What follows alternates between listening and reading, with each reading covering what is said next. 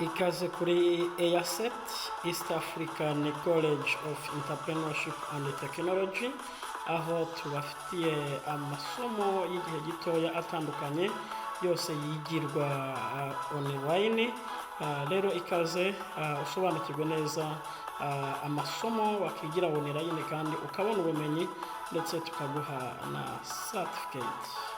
Ngaho terera mu maso akajisho kawe hejuru ubundi tukwigishe uburyo ki wakiga ukoresheje online platform kuri East African College of Entrepreneurship and Technology. Reka tukwereke uburyo ushobora gufungura cyangwa se gutanga kwizi ukoresheje online. Mbere na mbere ukajya muri browser yawe, urakurikirana cursor yacu, hanyuma iyi cursor yacu niyo urubuza gukurikirana, urebe ujya muri browser nshyashya ukahakanda muri browser nshyashya, warangiza ugategereza ukajya hano muri Gmail iwawe. Muri Gmail ushobora kuyifungura cyangwa se ukinjira inbox yayo. Iyo utayifite muri browser wandika Gmail muri browser, Gmail ukabona handitse login, ukanda ukinjira muri Gmail yawe, ushyizemo na password birumvikana ya Gmail account yawe. Hanyuma warangiza ukajya hano iburyo hari utudomo 9 ndagira ngo wamaze kuhabona. Hano iburyo hari utudomo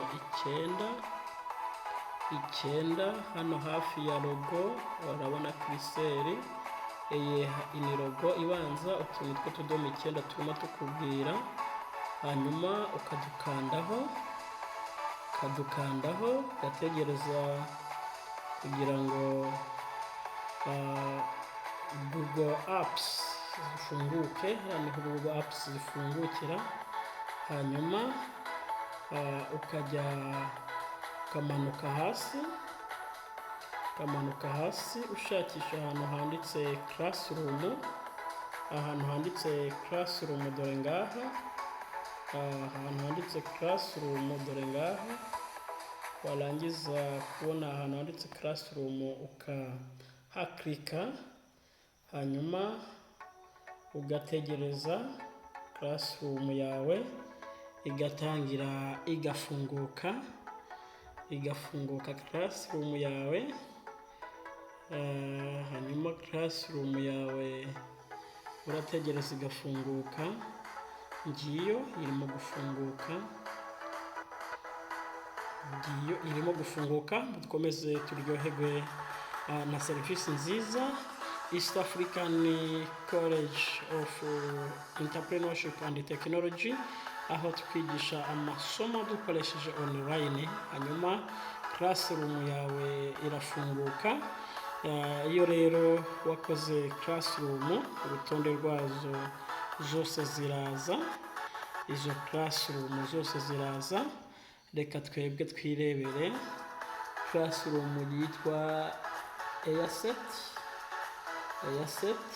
Tukwibutsa ko dufite classroom twigisha online ya masomo ya Intertech ni Entrepreneurship and Technology. Twigisha amasomo ajyanye no kwihangira umurimo, ndetse tukakwigisha n'amasomo y'ikoranabuhanga ya Eacet, ndetse tukakwigisha kandi nanone amasomo yagufasha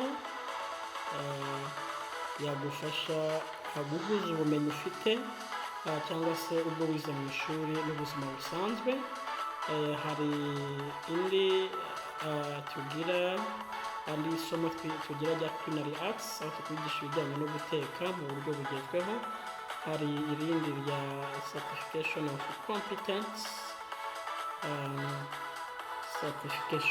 competence, naryo iri shuri certification of competence education skills in career development. Niba ufite ubumenyi wasangiza abandi, wakigisha abandi, iri somo rizagufasha cyane.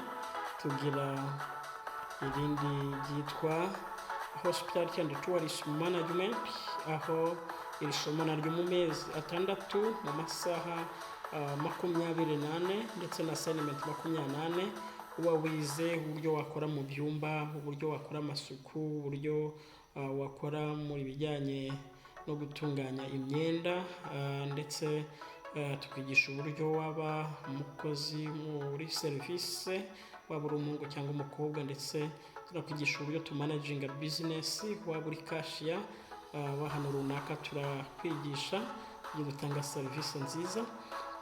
Ndetse kandi aha tunakwigisha ibijyanye na F&B, food and beverage.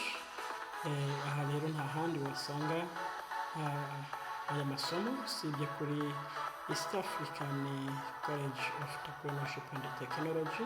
Tugufitiye kandi ayandi masomo yitwa digital branding and graphic design, aho tukwigisha mu mezi 6 wiga online uburyo wakora flyers, uburyo wakora invitation, uburyo wakora ibyapa bitandukanye, uburyo wakora design zitandukanye zo kwamamaza ibikorwa byawe n'ibindi bikorerwa online. Aha ngaha rero mutugane tubigishe kandi tubahe ubumenyi bukenewe.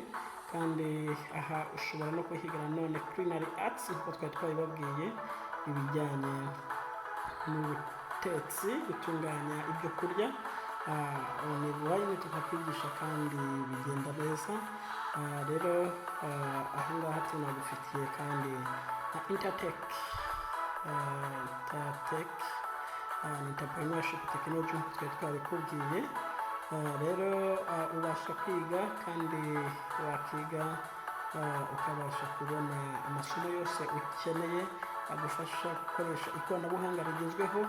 Aha ngaha kandi tukigisha n'uburyo wakoresha ikoranabuhanga mu buzima busanzwe, aho twigisha hano mu Rwanda ibijyanye no gukoresha irembo, ndetse kandi tunakwigisha uburyo wajya ku mbuga nkoranyambaga zitandukanye cyangwa website za Rwanda Revenue ukabasha kwideklara imisoro yawe. Tukigisha uburyo wajya kuri National Land Authority ukisabira ibyangombwa bitandukanye, ndetse serivisi z'irembo nazo uzisaba mu buryo butandukanye. Tunakwigisha uburyo ubaye ushaka gutanga amahugurwa nk'uko twabikubwiye ko uniga uburyo dukoresha ishuri rya online kandi ku buryo bworoheje. Hanyuma reka tudatinze cyane tubereke uburyo ki dukora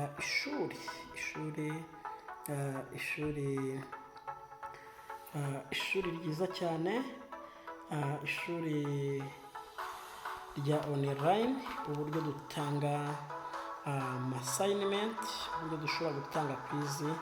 wicikwa komeza ukurikirane, ubundi turaza hano tugusobanurira stream niki, classwork niki, hano haba hari iki kuri people, ndetse kandi